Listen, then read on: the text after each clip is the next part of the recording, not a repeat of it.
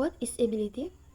Ability is the ability or potential to master a skill that is innate from birth or is the result of training or practice and is used to do something that is realized through its action. Let's start with the beginner level. We use can and can't to talk about someone's skill or general abilities. For example, number 1, she can speak several languages. Number 2, he can swim like a fish.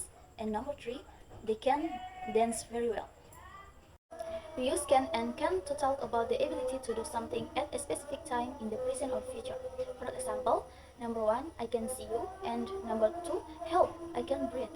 We use could and couldn't to talk about the past. For example, number 1, she could speak several languages, and number 2, I couldn't see you. Okay, then enter the intermediate level. We use could have to say that someone had the ability or opportunity to do something, but did not do it. For example, number 1, she could have learned Swahili, but she didn't want to. Number 2, I could have danced all night, but I didn't. Next, we are entered to the modals verb. We use modals to show if we believe something is certain, possible, or impossible. For example, number 1, my case must be in the car. Number 2, it might rain tomorrow. And number 3, that can be Peter's coat, it's too small. We also use them to do things like talk about ability, ask permission, and make requests and offers. For example, number 1, I can swim. Number 2, may I ask a question? Number 3, could I have some tea please? And number 4, would you like some help? Next, we will talk about permission and obligation modals. Do you know how to use modal verbs to talk about permission and obligation? Test what you know with interactive exercises and read the explanation to help you. Look at these examples to see how can, can't, must, mustn't, have to, and don't have to are used. For example, number 1, you can put your shoes and coat over there. Number 2, you can leave your bike there. Number 3, I must call the electrician and get that light fixed. Number 4, you mustn't worry about me, I'll be fine. Number 5, you have to have a license to drive a car. Number 6, you don't have to have a license to cycle on the roads. Grammar explanation. We often use verbs with modal meanings to talk about permission and obligation. A. Permission. The first one is can. We often use can to ask for and give permission. For example, number 1, can I sit here? Number 2, you can use my car if you like. Number 3, can I make a suggestion? The second one is could. We also use could to ask for permission, but not to give it. Could is more formal and polite than can. For example, number 1, could I ask you something? Number 2, could I interrupt? Number 3, could I borrow your pen for a moment please? And the third is may. May is the most formal way to ask for and give permission. For example, number 1, may I see your passport please? Number 2, customers may request a refund within a period of 30 days. Number 3, these pages may be photocopied for classroom use. Prohibition. We use can't and mustn't to show that something is prohibited, it is not allowed. Can't. We use can to talk about something that is against the rules, particularly when we didn't make the rules. For example, number 1, what does this sign say? Oh, we can't park here. Number 2, you can't take photo in the museum. They're really strict about it. Number 3, sorry, we can't sell knives to under 18s. Must not or mustn't. We use must not to talk about that is not permitted.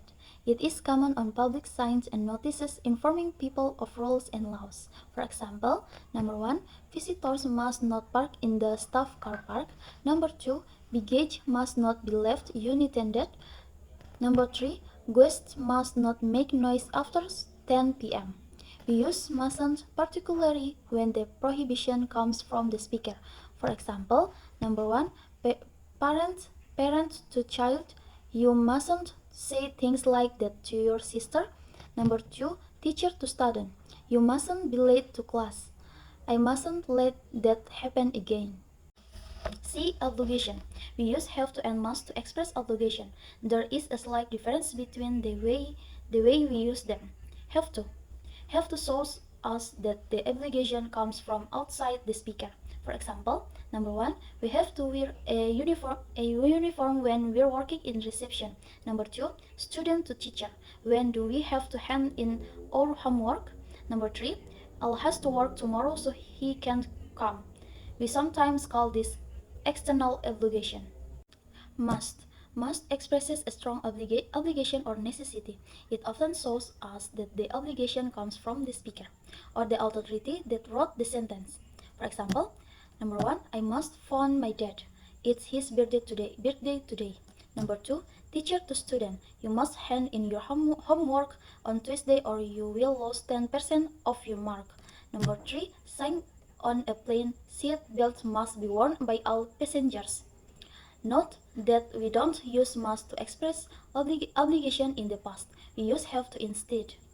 I had to pay 85 to renew my passport last week.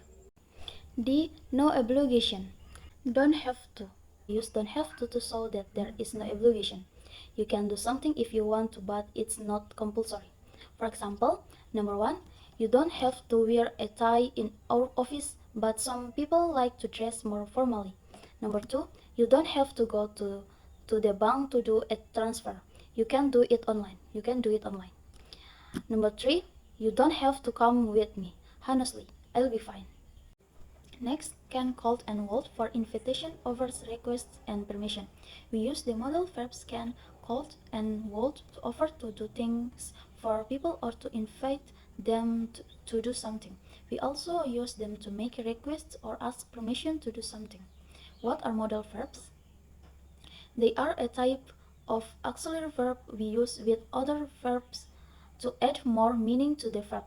After modal verbs, we use the infinitive form with how to. Modals are not used with the auxiliary verb to do. To form the negative, we add not after the modal.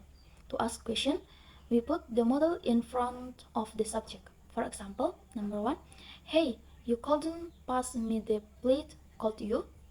And number two, can I have a test? Modals do not change in the third person singular form he, she, it in the present simple. Sophie can send photo. Modals seem quite easy to use. What do we use them for? We use them for lots of different things, and the same modal verbs can have several different uses. Today, we are just going to look at offers, invitation, requests, and permission. Right? Fire away. I mean, you can fire away if you like. Oh, you're giving me permission. Thank you. We use would place like a lot for offers. It's very useful for different situations. For example, number one, would you like to come to our house for dinner? Number two, would you like some cake? Number three, would you like to celebrate Chinese New Year with us? For more informal invitation, you can use can plus get. Get means buy in this context.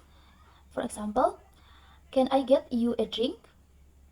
We also use would and can for offering to help someone. For example, number one, would you like some help? Number two, can I help you? And number three, can I give you a hand with that? We also use modals for asking for something or making a request or asking permission. For example, number one, can you do me a favor? More informal. Number two, could you say thanks to your mom from me? More polite. Number three, I finished my homework. Can I go now? More informal. Number four, could I speak to Amy, please? More polite. We usually avoid a direct no in the negative answer.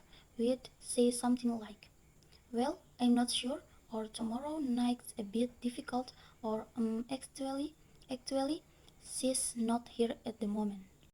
We also like to use longer structures in more formal situations. For example, number one, do you think you could do me a favor? Number two, would you mind closing the window, please? Number three, could you tell me how to get to the town center, please?